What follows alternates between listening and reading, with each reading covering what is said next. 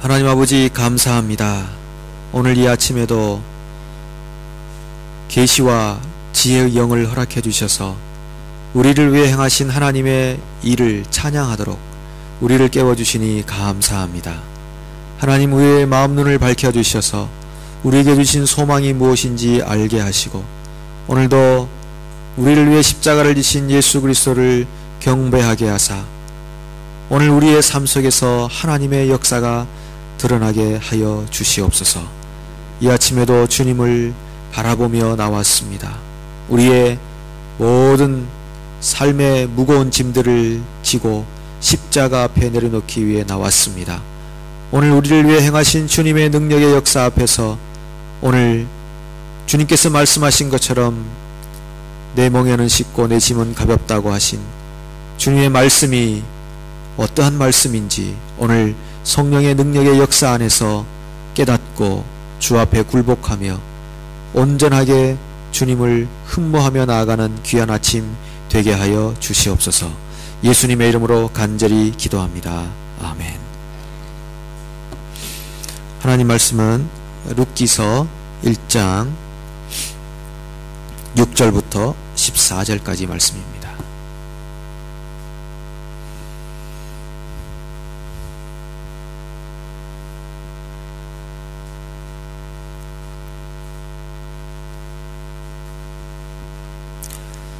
룻기 1장 6절부터 14절까지 말씀 한 절씩 교독하도록 하겠습니다. 그 여인이 모압 지방에서 여호와께서 자기 백성을 돌보시사 그들에게 양식을 주셨다 함을 듣고 이에 두 며느리와 함께 일어나 모압 지방에서 돌아오려 하여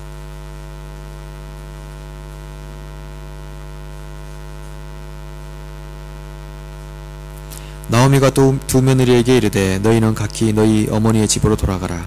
너희가 죽은 자들과 나를 선대한 것 같이 여호와께서 너희를 선대하시기를 원하며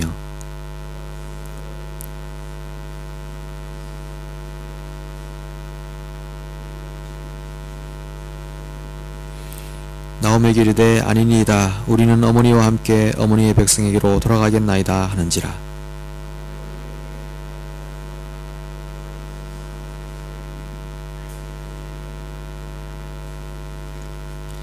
내 딸들아 되돌아가라. 나는 늙었으니 남편을 두지 못할지라. 가령 내가 소망이 있다고 말한다든지 오늘 밤에 남편을 두어 아들들을 낳는다 하더라도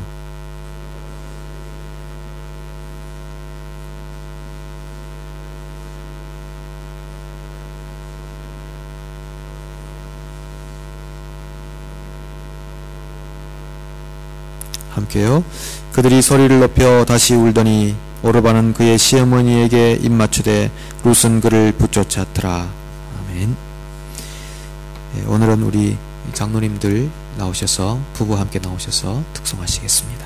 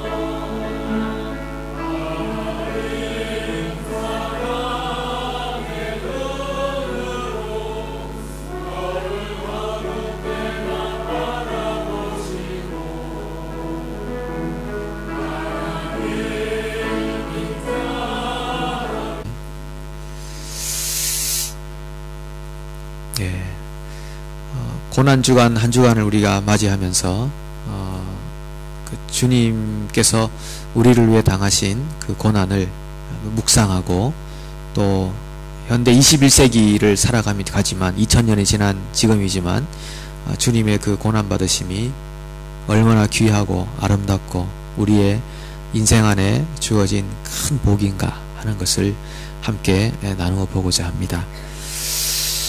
우리는 부름받은 사람들입니다.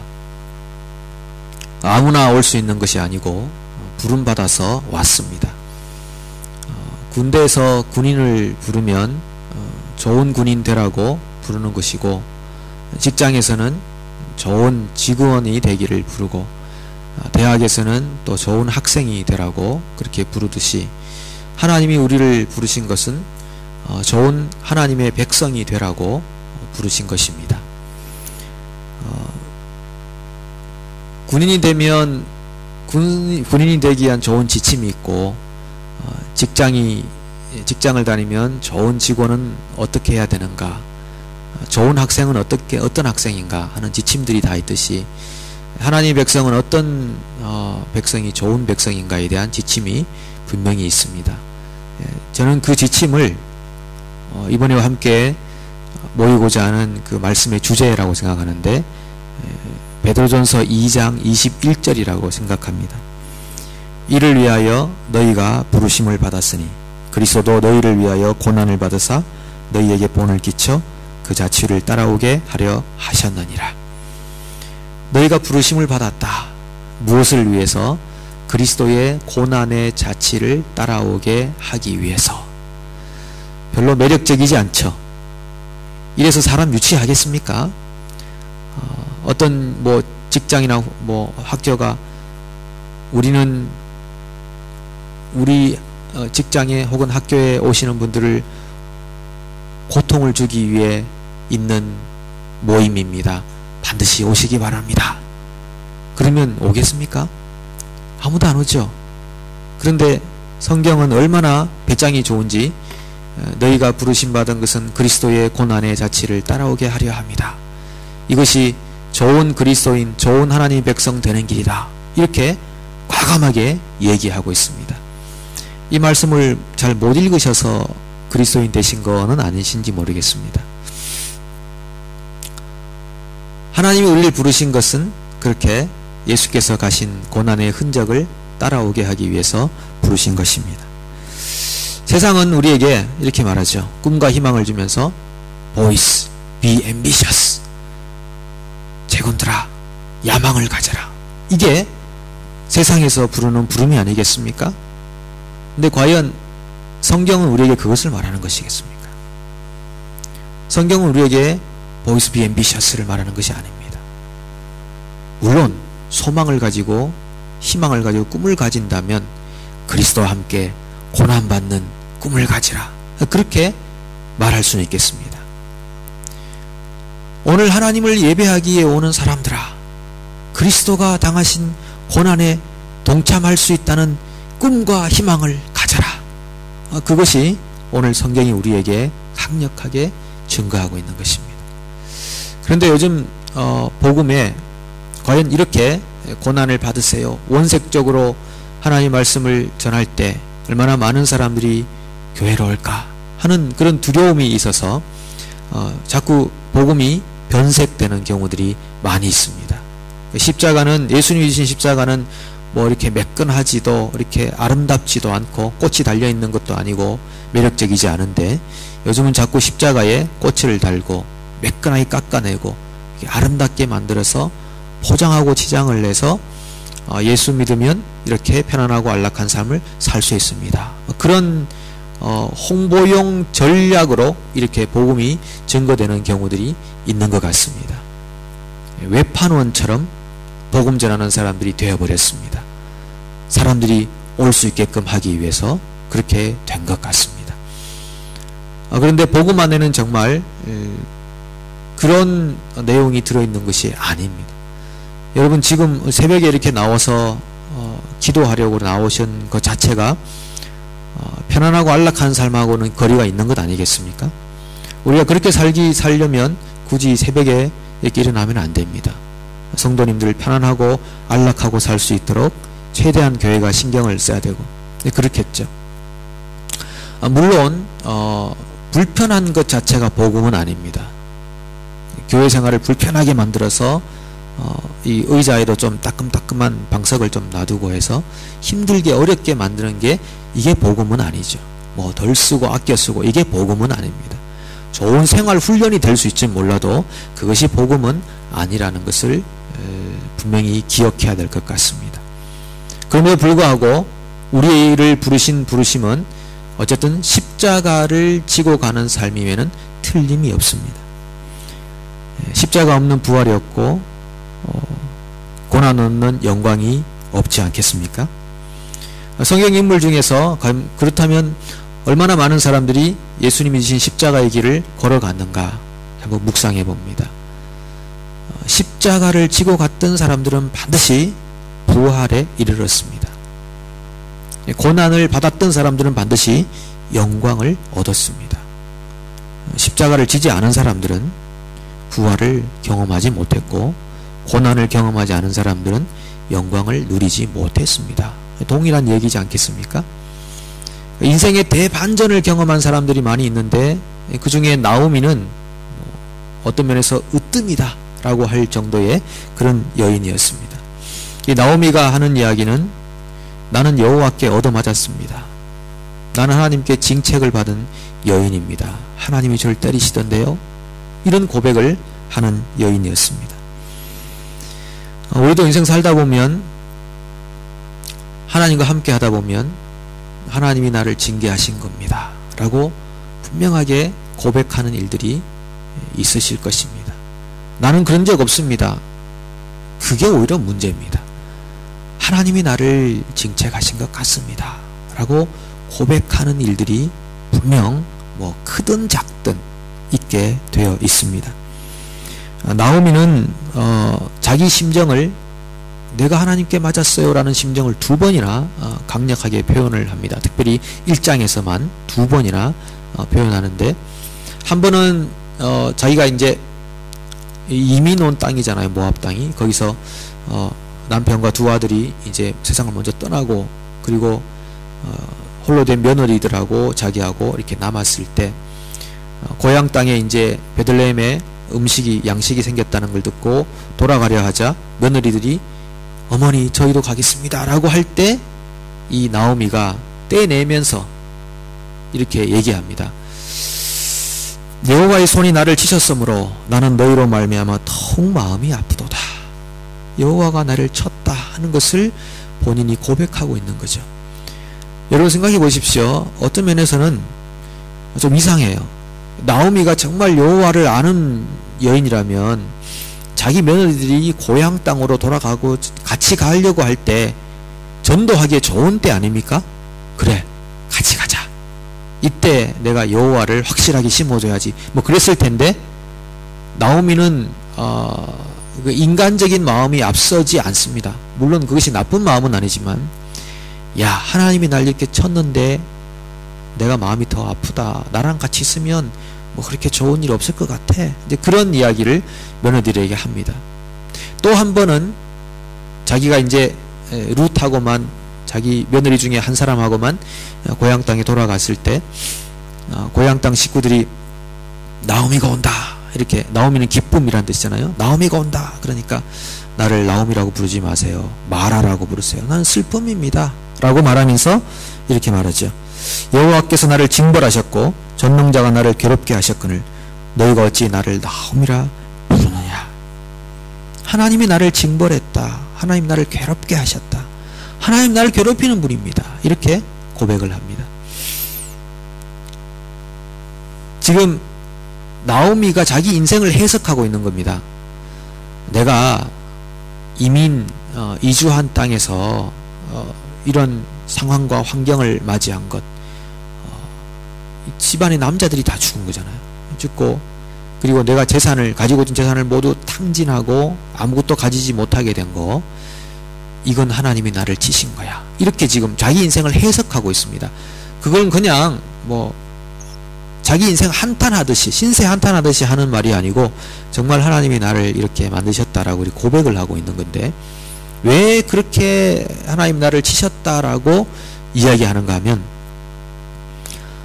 나오미가 살던 시대, 그 시대는 사사들이 통치하던 시대였습니다. 그러니까 영적인 그런 혼란의, 불안정의 그런 시대였습니다. 그리고 어떤 공동체적으로 힘을 모아서 하나님을 경외하던 그런 시대가 아니라 각자 자기 마음 드는 대로 살았던 좀 자유분방한 그런 시대였고, 가나안 땅을 정복하러 갔던 여호수아 시대와는 달리 가나안의 역정복을 당하고 말았던 그런 시대에 살았던 인물입니다. 그 시대에 나오미도 그런 시대의 풍조에 휩쓸렸는지 모르겠는데, 고향 땅을 떠나는데, 떠날 때에 그녀가 재산이 풍족했다고 표현합니다. 오늘 보면 아니지만 21절에 보면은 내가 나갈 때에 풍족하게 나갔거늘, 그렇게 표현합니다. 풍족하게 나갈 때에 그 당시 사회적 분위기는, 경제적 상황은 흉년이었다고 표현합니다. 먹을 것 없는 시대. 그때 나오미는 뭐 그 지역의 지주였을까요? 뭐 잘 모르겠지만 어쨌든 풍족한 재산을 가지고, 야, 여기 그냥 있다가는 이 뭐 가난한 사람들 나눠줘야 되고 우리 재산이 어떻게 사람들에게 빼앗길지 모르겠다. 율법대로 사는 게 너무 힘든 거죠. 하나님 말씀대로 사는 게 힘든 거죠. 그래서 독식하자는 그런 마음으로 재산을 가지고 모압 땅으로 이주해 버린 겁니다. 나누어 주기 싫다는 거죠. 그런 심정, 사사시대의 그런 풍조가 그대로 나오미의 삶 속에서 반영되어 있는 겁니다. 가자. 몽땅 다 데리고 모압 땅으로 갔던 거죠. 그런데 지금 돌아보니까, 아, 이게 내가 잘못한 거였구나 하는 것을 나오미가 깨닫게 된 겁니다. 이게 하나님의 사람들은 하나님이 기뻐하지 않는 일을 할 때 좀 마음 한쪽 구석에 좀 이 양심의 거리낌이 오고, 이 하나님의 영이 말씀하시는 부분들이 있어서 참 힘들죠. 괴롭죠. 근데 어떤 일이, 사건이 터질 때, 아, 하나님이 내게 이런 말씀하시구나 하는 것을 깨닫는 시간들이 있습니다. 아마 나오미는 그랬던 것 같습니다. 그렇다고 우리 일상사의 모든 일들이 하나님의 징계다, 그렇게 볼 수는 없겠지만, 그 각자가, 개인이 하나님과의 관계에서 경험할 수 있는 일인 것 같습니다. 나오미에게 경험된 하나님은 나의 삶에 징책하시는 분이다, 그거였는데, 그의 며느리인 룻도 그랬습니다. 룻도 시어머니가 날 따라오지 마 하니까 그때 룻이 내가 어머니를 따라가야 됩니다라고 하면서 17절에서 이렇게 말하죠. 만일 내가 죽는 일 외에 어머니를 떠나면 여호와께서 내게 벌을 내리시고 더 내리시기를 원하나이다. 여호와는 벌 주는 분으로 인식이 되어 있어요. 이 룻에게도 하나님은 나를 벌 줄 수 있는 분이에요. 그렇게 고백하고 있는 것입니다. 여러분 어떻습니까? 하나님이 여러분들에게 어떤 하나님으로 기억이 되십니까? 그리고 새겨져 계십니까? 물론 하나님은 사랑의 하나님이시고 은혜의 하나님이시고 자비의 하나님이시고 그렇습니다. 근데 그 사랑과 은혜와 자비 안에는 징책도 들어있습니다. 고난도 들어있습니다. 우리를 때리시는 것도 들어있습니다. 자기 아버지가 자식들을 때리지 않는다면 사생자라고 그러지 않습니까? 히브리서가 우리에게 말하기를 징계는 늘 받는 것이라고 말하는 것이죠. 그래서 여러분들이 우리의 삶 속에 난 하나님의 징계를 받은 적 없어요 라고 말하는 것은 정말 무지한 이야기입니다. 우리는 하나님의 징계의 손안에 늘 있어요 라고 말할 수 있는 것입니다. 그것은, 그 징계는 우리를 그냥 벌 주는 것으로 끝나는 게 아니라 훈련시키기 위해서, 우리를 더 연단하시기 위해서, 천국 백성으로 합당하게 살아가게 하기 위해서, 그렇게 하나님은 오늘도 우리를 징책하시는 하나님이신 것이죠. 우리가 그리스도의 발자취를 따라가는 사람들로 부르심 받았다면 사실 우리에게도 십자가의 여운은 그대로 남아있는 것입니다. 십자가는 죄에 대한 징벌이었습니다. 그런데 이것은, 예수님께서 지신 십자가는 본인이 범하신 죄가 아닌 다른 사람이 범한 죄 때문에 당하는 십자가였습니다. 얼마나 그리스도인 중에 정말 좋은 그리스도인이 누굽니까? 라고 묻는다면, 그 판단하는 기준이 있다면 얼마나 많이 예수님께서 지신 십자가에 버금가는 고난의 삶을 살아가느냐. 예수님은 자기가 지은 죄가 아닌 다른 사람이 지은 죄 때문에 십자가를 지는, 죄에 대한 징벌을 받는 인생을 사셨다면 우리 그리스도인들은 적어도 자신의 잘못과 자신의 허물과 자신의 죄에 대한 징책 정도는 받아들여야, 이건 하나님이 나를 징책하신 것이라고 인정을 해야 그나마 그리스도의 발자취를 따라가는 사람들이 아닌가. 조금 더 나가면 내가 잘못한 일이 아닌 다른 복음의 이유라든지 다른 사람의 잘못 때문에 함께 고통을 감수해낼 수 있는 사람들의 모습이 바로 십자가를 지신 예수님을 따라가는 사람들이 아닌가라는 것입니다. 나쁜 그리스도는 어떤 사람이겠습니까? 내가 범한 잘못을 때문에 다른 사람이 힘들어하게끔 만드는 거, 이거는 점점 십자가하고 멀어져 가는 그런 고통을 주는 삶이 되겠죠. 얼마나 십자가에 가까운 삶을 사느냐, 이것이 좋은 그리스도인들의 삶의 모습이 된다는 것입니다. 여러분, 그 사도들을 생각해 보십시오. 사도들은 가장 예수님 가까이 계셨던 분들인 것 같습니다. 이제 그 사도들의 삶을 이 고린도전서 4장 9절에서 13절이 이렇게 우리에게 표현해 줍니다. 내가 생각하건대 하나님이 사도인 우리를 죽이기로 작정한 자같이 끄트머리에 두셨음에 우리는 세계 곧 천사와 사람에게 구경거리가 되오느라. 우리는 그리스도 때문에 어리석으나 너희는 그리스도 안에서 지혜롭고, 우리는 약하나 너희는 강하고, 너희는 존귀하나 우리는 비천하여 바로 이 시각까지 우리가 줄이고 목마르며 헐벗고 매맞으며 정처가 없고 또 수고하여 친히 손으로 일을 하며 모욕을 당한 즉 축복하고 박해를 받은 즉 참고 비방을 받은 즉 권면하니 우리가 지금까지 세상의 더러운 것과 만물의 찌꺼기 같이 되었도다. 이 사도들의 모습입니다. 아니, 이 모습이 여러분 흠모할 만한 모습인가요? 나도 저렇게 한번 살아봤으면 좋겠어. 그래, 내가 가야 할 인생의 목적과 목표와 꿈이야. 이런 생각이 드시나요? 저 말씀은 내게 이루어지지 않을지이다. 막 이렇게 선포하고 물리치고 막 그러지 않으신가요? 우리가 따라가야 될 삶이 사실 이런 삶이거든요. 근데 정말 이 사실을 알고 예수를 믿고 있는가? 끝까지 예수를 믿기로 작정하는가?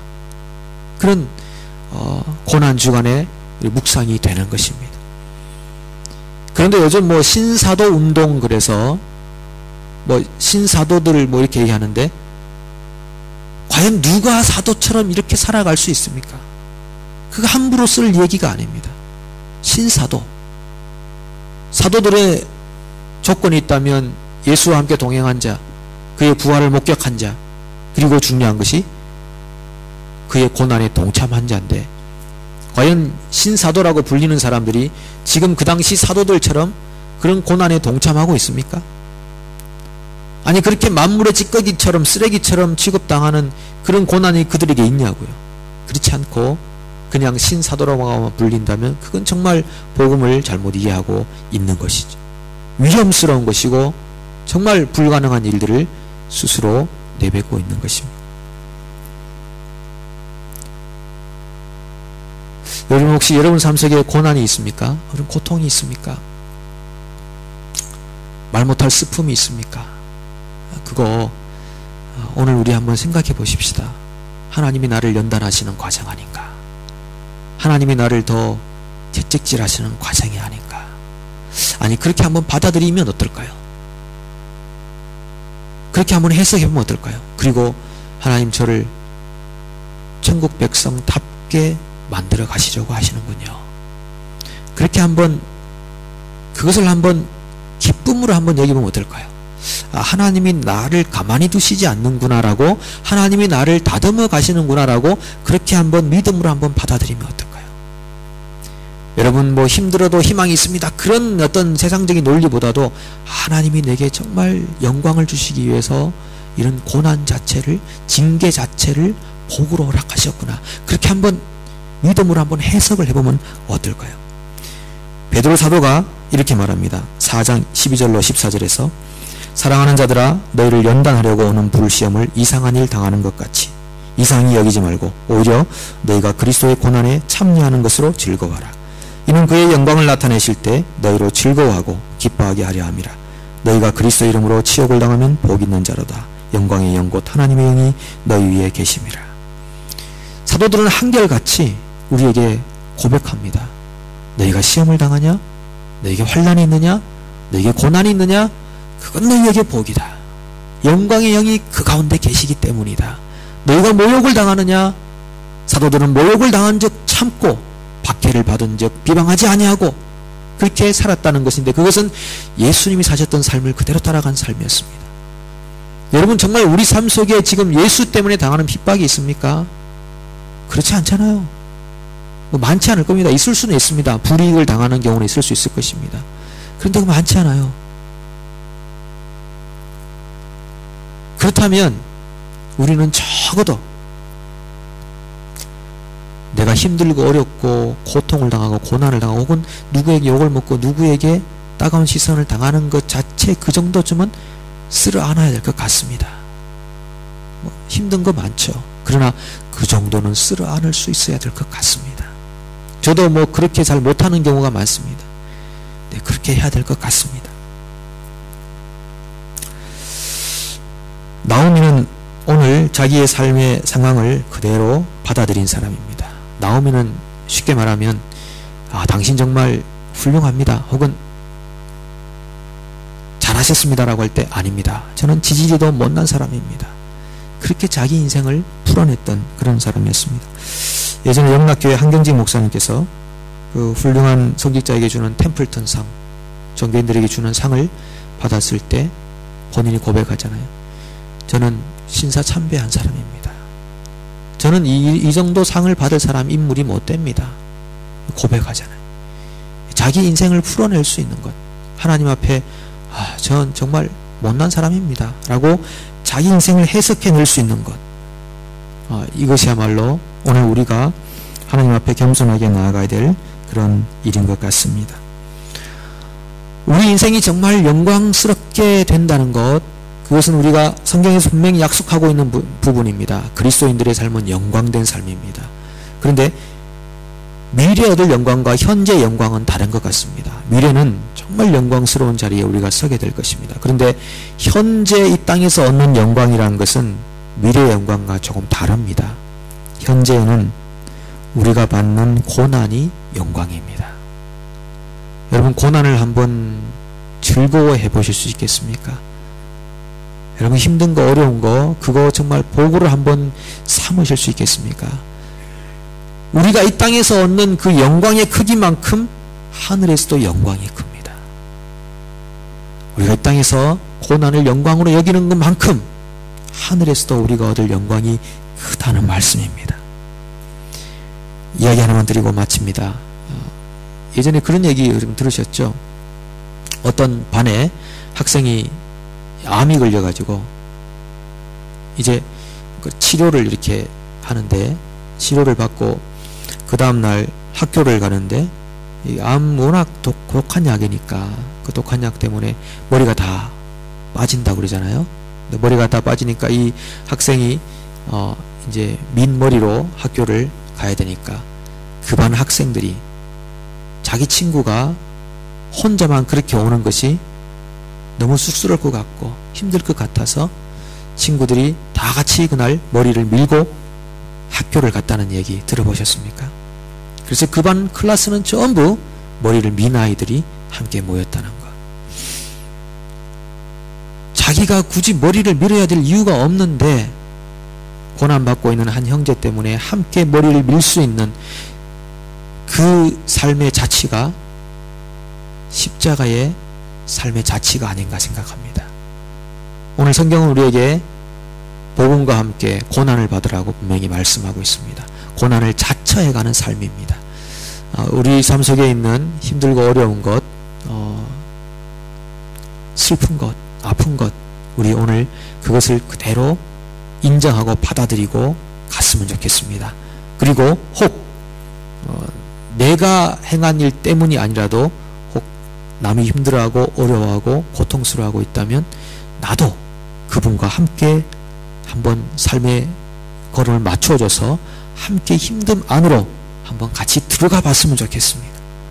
그렇게 고난을 자처해가는 삶이 그리스도인들의 삶이고 우리는 그것을 위해 부름받았다는 것을 기억하시기 바랍니다.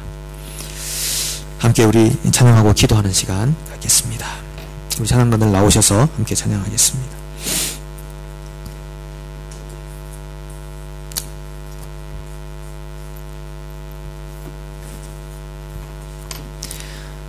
지존하신 주님 이름 앞에 모든 무릎 꿇고 다 경배해 우리를 내버려 두지 않으시고 우리와 함께 하시고 우리 인생의 걸음을 반드시 영광 안으로 이끌어 가시는 그 전능하신 하나님, 그 하나님을 우리가 바라보면서 경배하면서 함께 나아가시겠습니다.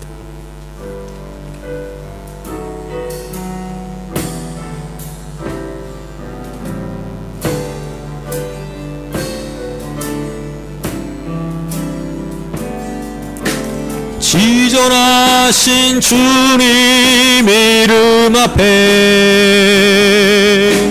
모두 무릎 꿇고 다 경배해 거룩하신 주님 보좌 앞에 엎드려 절하세.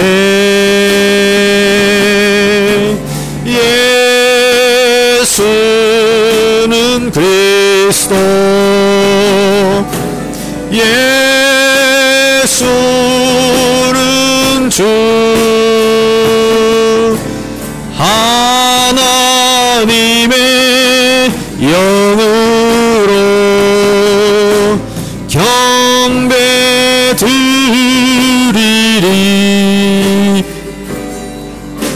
지존하신 주님 이름 앞에 모두 무릎 꿇고 다 경배해 거룩하신 주님 보좌 앞에 엎드려 절하세.